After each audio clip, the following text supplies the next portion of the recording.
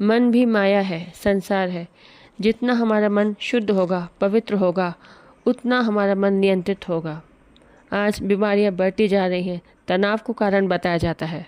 मन के मनोरोग बढ़ते जा रहे हैं। तनाव कोई कारण नहीं इन बीमारियों का।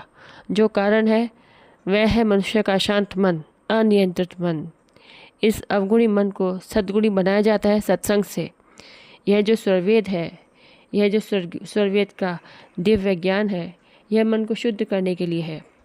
स्वरवेद के पाठ से, सत्संग की वाणियों से हम मन को सही दिशा देते हैं। श्रेष्ठ विचारों को, पवित्र विचारों को मन में भरना चाहिए। हम अपनी चीज़ का कितना ध्यान रखते हैं, हम अपने शरीर का भी कितना ध्यान रखते हैं, संसार का कितना ध्यान रखते हैं, किंतु ये हमारा है नहीं, ये सब नश्वर है।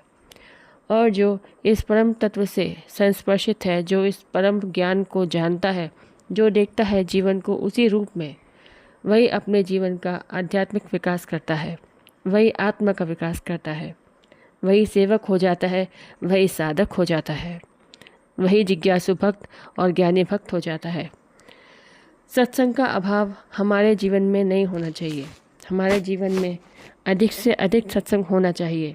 जैसा हम सुनते हैं, जिस माहौल में हम रहते हैं, वैसे ही हो जाते हैं। जो आत्मकल्याण के जिज्ञासु हैं, जो आत्मकल्याण का इच्छुक होता है, वो जानना चाहता है जीवन को कि ये जीवन है क्या। वही चैतन्य है, साधक है, वही जागरूक अवस्था में है। जिज्ञासु बने रहना ही एक साधक का लक्षण है, और ये जिज्ञासा ही अनंत का मार्ग खोलती है। हमारी कामनाओं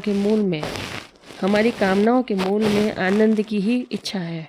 हमारा मन जिस भी स्थिति में है, वह आनंद का ही इच्छुक है। ईश्वर परम आनंद स्वरूप है, परम शांति स्वरूप है। ऋषि कहते हैं, ब्रह्म ही आनंद है और आनंद ही ब्रह्म है। हमारे जीवन को जो मुख्य पुरुषार्थ है, वह मोक्ष है, जिसका प्रारंभ ही धर्म से होता है। 4 प्रकार के भक्त होते हैं। एक है आर्त भक्त, एक है जिज्ञासु भक्त, एक है अर्थार्थी भक्त और एक है ज्ञानी भक्त।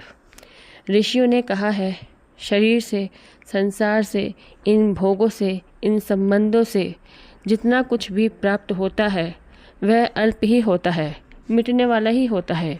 हमारे भीतर जो आनंद है, वह सुख नहीं, वह परम सुख होता है, वही परम शांति है। बोलिए सद्गुरुदेव की जय।